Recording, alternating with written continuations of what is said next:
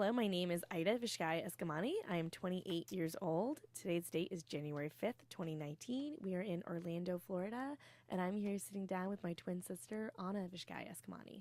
And my name is Anna Vishkai Eskamani. I am 28 years old. Today's date is January 5th, 2019.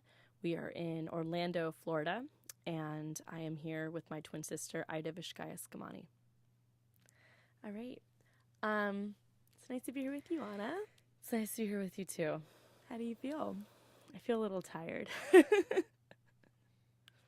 I'm tired, too.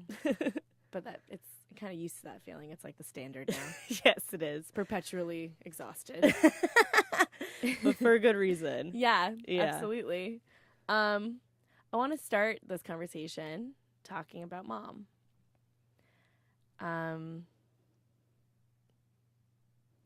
Thankfully, StoryCorps had some good questions that we could refer to.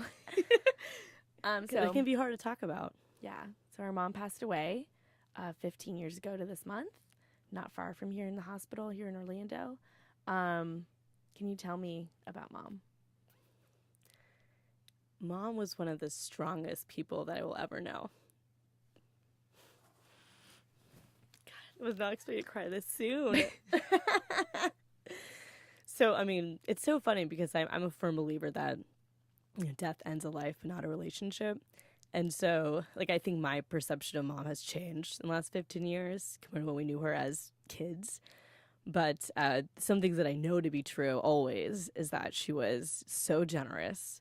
She was compassionate, a hard worker. I mean, when I look at, when I say I'm tired, it doesn't even matter because I know there's so many other folks that are tired every day and they don't get to really do what they love. And that was our mom. I mean, she just worked every day to support her family, and the moments she had at home with her kids is where she really wanted to be. And with all these positive aspects of her life, I also know that she was insecure in a lot of ways. And I remember those moments where she really feared things about her marriage falling apart. I mean, she was worried about making others upset. It was, parts of her identity, I think, that never had the chance to fully blossom, where she could feel confident in her own skin. And, it's one reason why I know for me, I care so much about women feeling comfortable and women being their authentic selves, especially because no one should ever feel shame for their daily existence, but so many people do. So what do you remember about mom?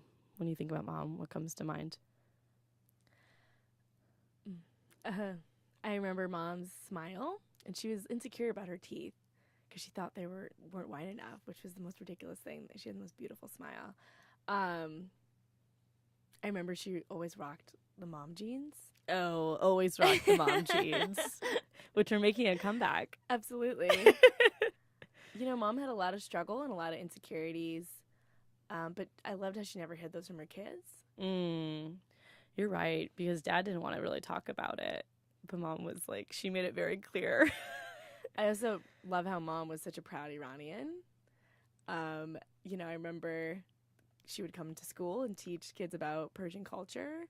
We celebrated, of course, the Persian New Year every year. She was so proud of being Iranian and being Persian, and really instilled that pride in who we are, which I think we were very lucky to have, because I think a lot of immigrants come to America scared to be their authentic selves, and rightfully so. But Mom was so courageous in every single way, and she saw America as what we believe it is, right? A nation of immigrants, and she really instilled those values in her kids. So I remember that about Mom as well. I remember us helping her at Kmart, even though she didn't need our help, but just to spend time with her. We would work with her at Kmart and fold clothes. And I remember us saying, when we grow up, we want to be just like you, Mom. We want to work at Kmart. And she was like, oh, no. I'm working at Kmart, so you go to a college. It's going to pay for you to go to college, and you're going to get a big paying job. You're going to be a doctor or an engineer or a lawyer, and you're going to buy me a Mercedes-Benz, right? Yeah. But we just wanted to be with her all the time, and we would be at Kmart till 10 o'clock at night, hanging out at the, was it Chuck E. Cheese? Or no, Chuck E. Cheese, it was Little Caesars. A Little Caesars. Remember? I do. I love that crazy bread. Um, yeah, and I remember she wouldn't let me be a crossing guard because crossing guards would open the doors for other kids in the cold. And that was just part of a crossing guard duty, right? When parents would drop off their kids, you'd open the door. And I really wanted to be a crossing guard because, that's the cool thing that kids did, right? I think you got a nice vest. And right. I think you agreed. I mean, it was a cool outfit. Big responsibility. Right. She didn't want us to do it. Because she didn't want us standing out in the cold opening doors for other kids. She thought that was beneath us. So she was so prideful, right? Yeah. And really taught self-worth. I have one more story. I think that I remember when I shaved my legs when I was a kid because we're Iranian and Iranians can be hairy. And I shaved my legs. Yeah, and then there's this standard of beauty in this country where you need to shave your legs and things like that. We were bullied for being hairy, right? Yeah. And so I remember I was bullied. I cried at school. I felt really low about myself. And I decided I was just going to shave my legs and just do that. And did not tell my mom about it. She noticed, of course, because moms notice things like that. And she asked me, Ida June, why did you do that? Did you do that for yourself or did you do that for somebody else? And I said, I did this for other people. And she said, don't do anything for anybody else. Do it for yourself. And I grew my hair back out. And I still shave my legs now as an adult, but I don't do it for anybody else. I do it for myself. Yeah. Yeah. It's interesting how she was so strong and brave and yet so much vulnerability, right? And I think it's so refreshing to embrace every part of your identity, even if some parts are a little more extra than others or some parts might not always seem rational. I think she was just so human. And, I wish she was here to live the life that she really deserved. What was one of the hardest things about losing mom for you? So when she was really sick, I remember always being by her side. I remember we were just moving to our new house. So you and I shared a room till we were like 13. Womb to tomb has a whole new meaning. And so I still think that is so creepy. Go on. And so we were finally moving to a bigger house. We were to each have our own bedroom with our brother. Our mom was so excited. I remember such a big deal for our family. Such a big deal for our family and really achieving that American dream. And I remember mom talking about too how if we wanted to bring friends over, or if we had a boyfriend, now we'd have like a bigger house. She was embarrassed, I think, about our last house. And so it was going to be a big deal for her. And as we were moving into this home is when she started getting really, really sick. And so she only spent a few nights in that house. And I remember being with her, helping her navigate all the medication she had. And she, at this point, was experiencing jaundice, and she was very frail. Her complexion had changed. She didn't lose her hair. That's strong running hair. Doesn't go anywhere. But theme of hair. I know. It keeps circulating. But she definitely was insecure about it. I remember she kept cutting her hair with the thought that if it was shorter, she wouldn't notice if she lost it. And so we were in her room, and she needed to throw up. And so I helped her get to the bathroom.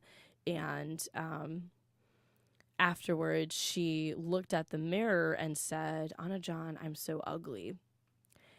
And I just stood there with this towel in my hand, and I was like, "No, you're not ugly. You're beautiful. You're so beautiful." And, I look back at that, and it just breaks my heart every time because it doesn't matter how you look. I mean, she was such a beautiful person inside and out. But, the fact that she just didn't, she just was so belittling to herself, even illness. It's just, I never want anyone to say that about themselves, including, us. And so, after that is when she became more sick and had to go back to the hospital. And I remember when she was the moment that things were coming towards the end of her life, I was in the garage unpacking boxes. And Dad had spent every night at the hospital, but there was that one night he fell asleep at the house. He was just so exhausted. And I was unpacking boxes around midnight, and the phone rang, and I just knew if the phone was ringing at midnight, it wasn't a good thing. And sure enough, my dad comes into the garage and says, "Mom's blood pressure is dropping. We have to go to the hospital." And I had to wake you guys up and tell you. And like I will never forget that moment. It was how hard it was to have to wake you up and say, like, mom is dying. We have to go. And then, going to the hospital together. And I know Daijun came too, and I could not watch Mom die. I held her hand and I fell asleep next to her because the idea of listening to her last breaths was something I just did not want to accept. So, what's the hardest thing about losing her, I think, is just the fact that we really had to figure things out on our own. And my period hadn't even started yet. So, just navigating womanhood in general was such a challenge to do by ourselves. And there were moments where Mom wanted to give us advice, and I didn't want to accept it because my thought was if I accepted her advice for the future, it would be me accepting that she's not going to be here anymore, and I didn't want to feed into that vision. So I was like, "Don't worry, Mom, you can tell me later. You can tell me later all about dating." And in retrospect, I'm like, man, I wish I really listened to her because there's so many mistakes I could have prevented. All the wisdom she had that I just didn't want to accept at the time. Okay. It's okay. I've learned the hard way. Well, we've learned from each other too. That too. And so I think that's what's been the hardest is just and of course the moments where she wished she could be there, graduations, birthdays, campaign wins, where you really wish she could be there. What's the hardest part about you having lost Mom?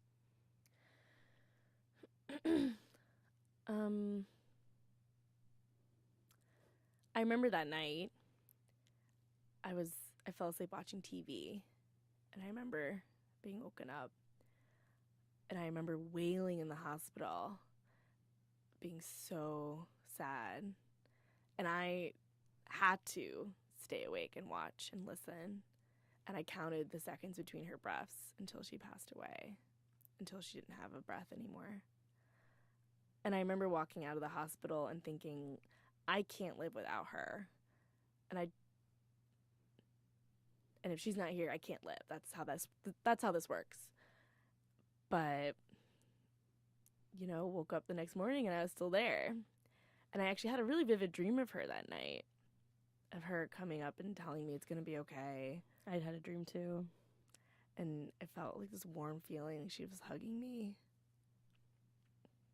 And I carry that with me a lot.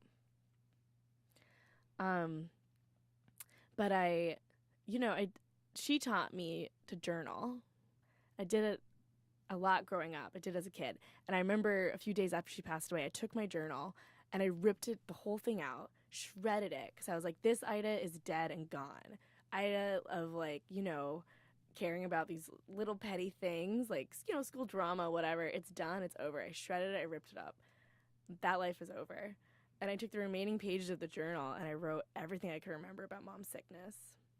The whole battle, 5-year battle. And every year on the mark of her passing, I read through that just to remember that grief that I felt and just to remember her struggle. And I still do that, and I keep that journal somewhere in a bookshelf. I always have trouble finding it every year because I always keep it somewhere safe. Too safe. Yeah. And I never journaled again until actually this past year. After another traumatic event. But not nearly as traumatic as that. Yeah, once you lose a parent or lose anyone in your life, actually, I don't think there's pain that ever matches that. I think you get really close to it, but there's nothing that ever surpasses that. you grow a lot of resilience. And I think what I've learned, there's this huge hole in your heart when you lose somebody, and nothing can fill that hole. The hole is there. But what you can do is allow more love in so that your heart grows larger. So the hole feels relatively smaller. Yeah. And so I think I've done that. But the hardest thing I think is, her not being here. Those big moments that normally your parents would be there. I mean, we've done so much without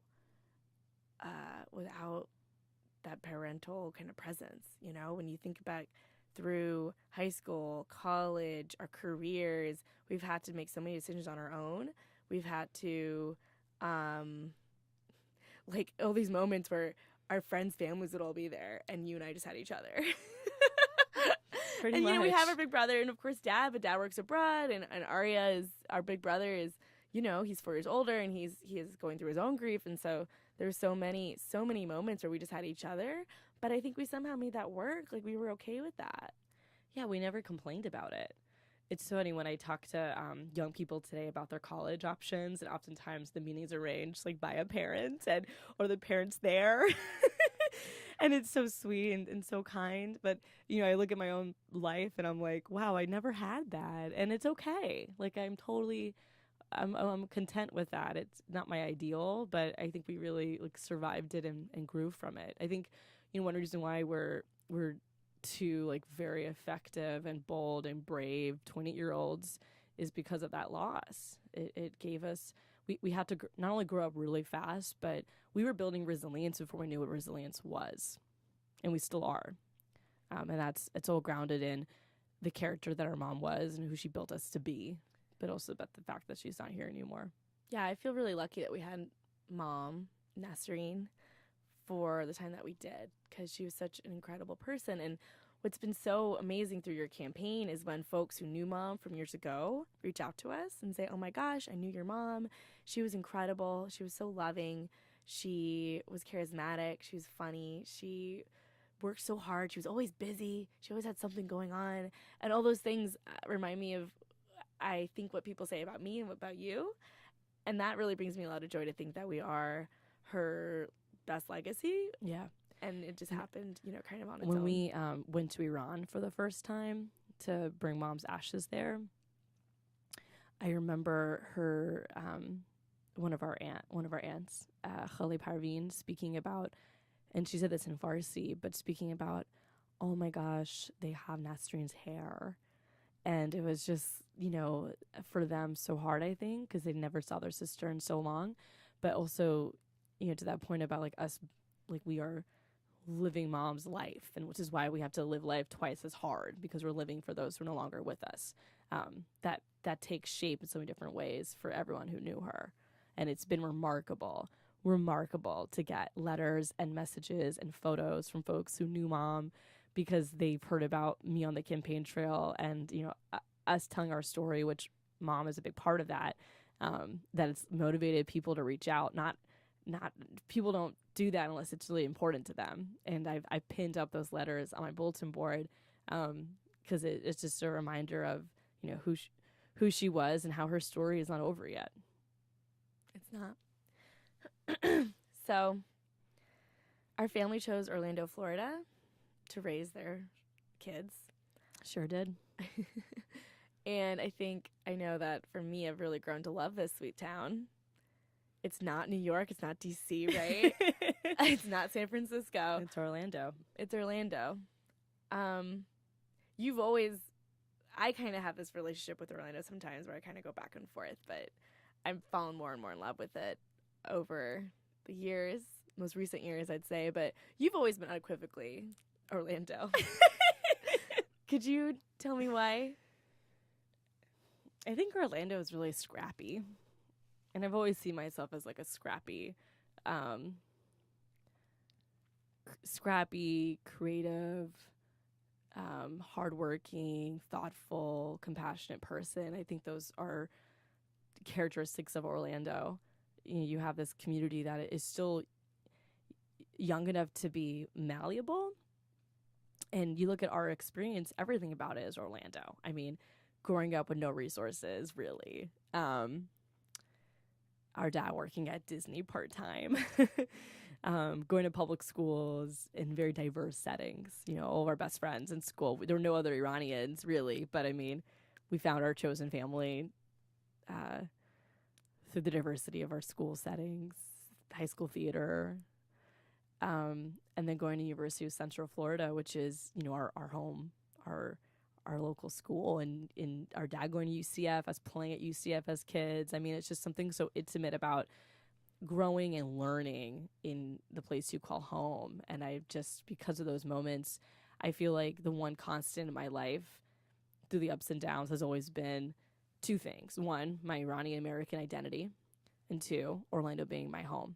And it's really hard to find those constants, you know, in your life. And so when you have them, you don't want to let go of them.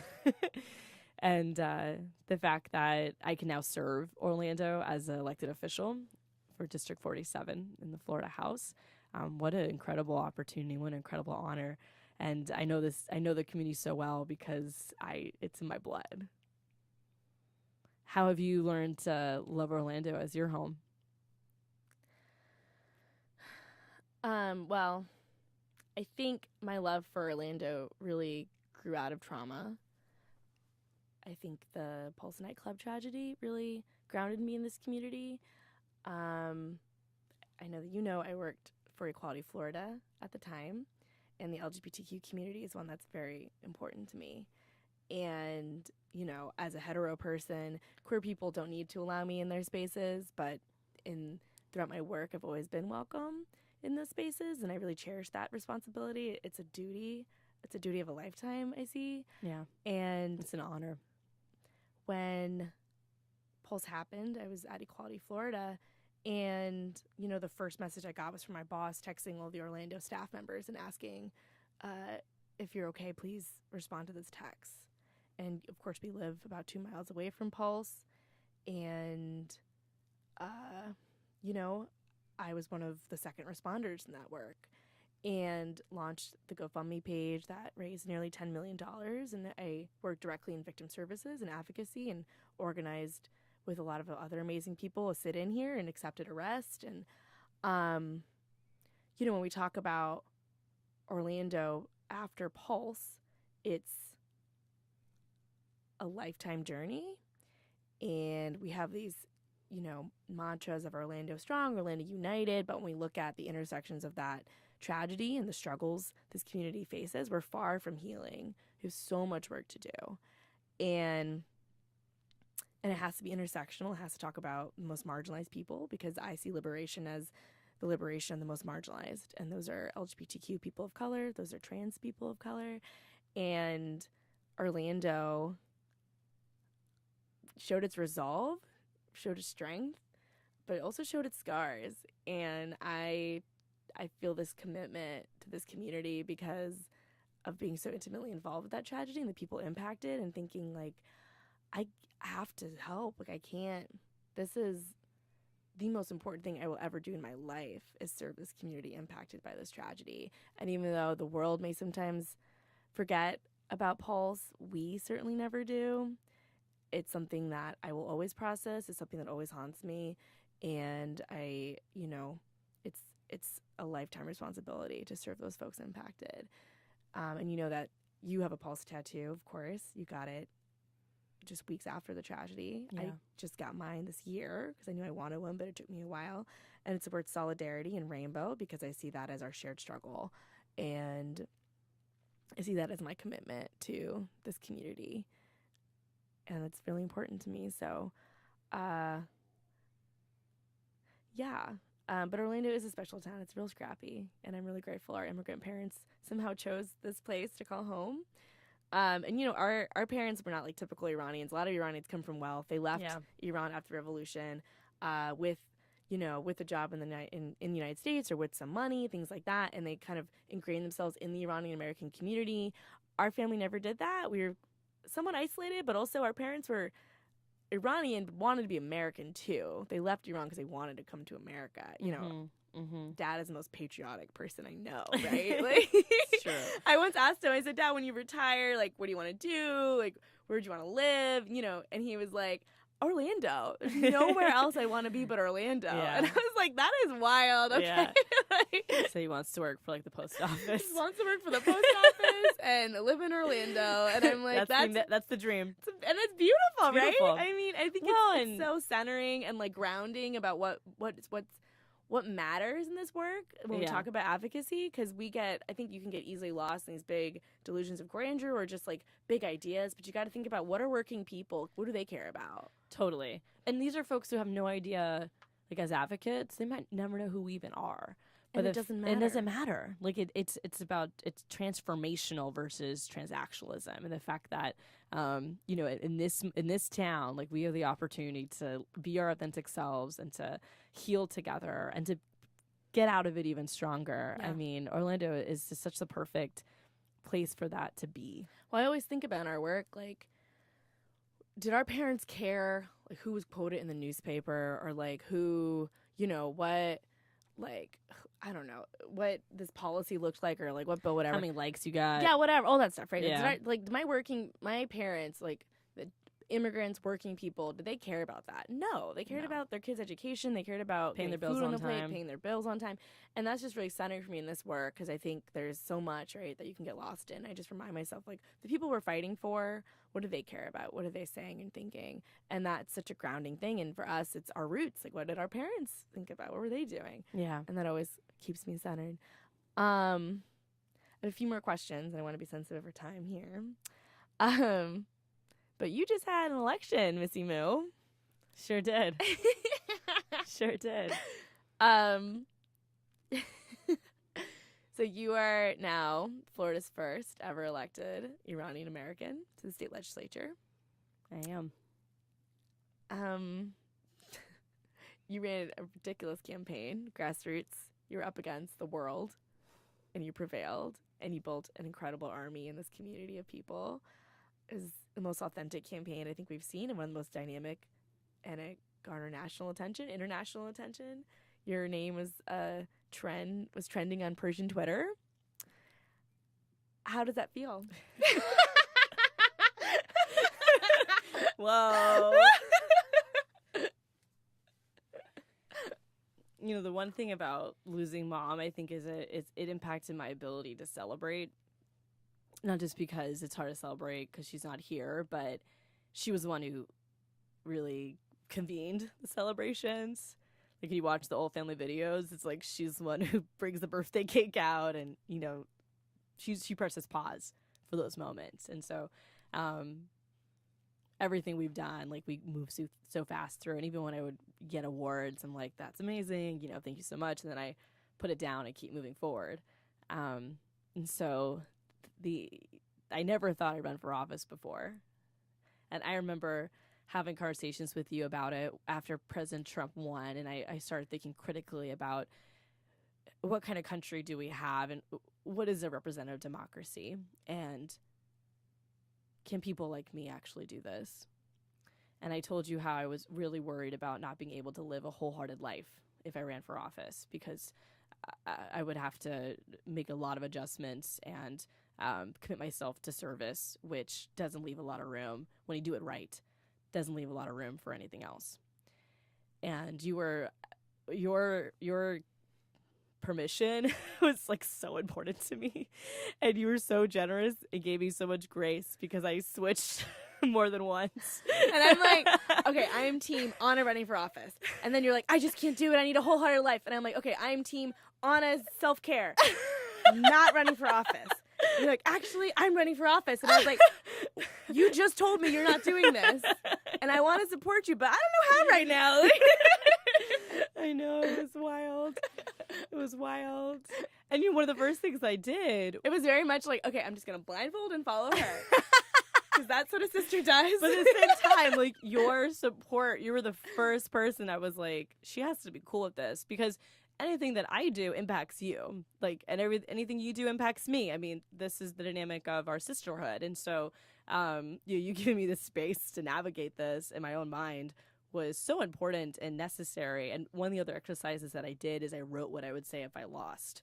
Because the idea of losing was really hard for me to process. Girl, we don't fail. Like, we're the daughter of immigrants. Yes, we can't. We get straight A's. And you only we get do one our chance. homework. We don't fail. And you only get one chance. And the stakes are so high when you run for office. And it's okay. Like, and to your point, when you wrote those remarks of what would you do if you lost, you know, there's still so many beautiful things in failure. 100%. And that was part of my exercise, was I wanted to identify the victories even in loss. And so you know, that was part of my acceptance process of like, yeah, we're going to do this. We're going to run for office, and we're going to run a campaign that is not like any other. We're not going to listen to mainstream political consultants. We're not going to subscribe to the status quo. We're going to do things our way and be our authentic selves. Girl, you were a baller.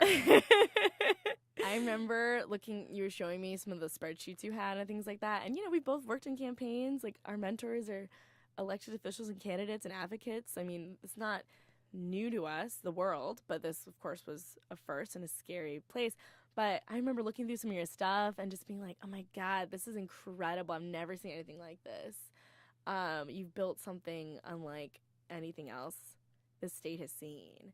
And yeah, the status quo is freaking out, and that's okay, because that's why we do this. 100%. And it speaks to how power is not a scarce resource. Power is to be built collectively. And our campaign had 600 volunteers. We raised over $500,000 from 4,000 individual gifts. We do our part to never leave anyone behind. And now going into my first term as a State House legislator, I maintain that same mantra, you know, as I govern. And it's that balancing act between keeping one foot in the movement and keeping one foot in governance. And how do you find the happy place between the two? So I'm nervous, but I'm excited to see how we can make that happen. I have absolutely no doubt you're going to be incredible. You just follow your instincts, because your instincts are rooted in those values of everyday people and being authentic. So just follow that. Well, I want to thank you for being an incredible sister. And I wonder, like, what would a world look like if I didn't have a twin? I don't know what I would do, Ida. Like, I don't know how I would have survived losing Mom if you weren't in my life.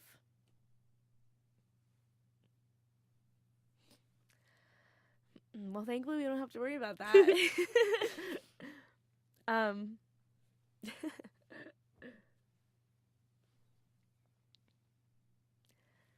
I think my life would be a lot less fun. It'd be a lot more quieter, though, because we're both so loud. We were both so extra.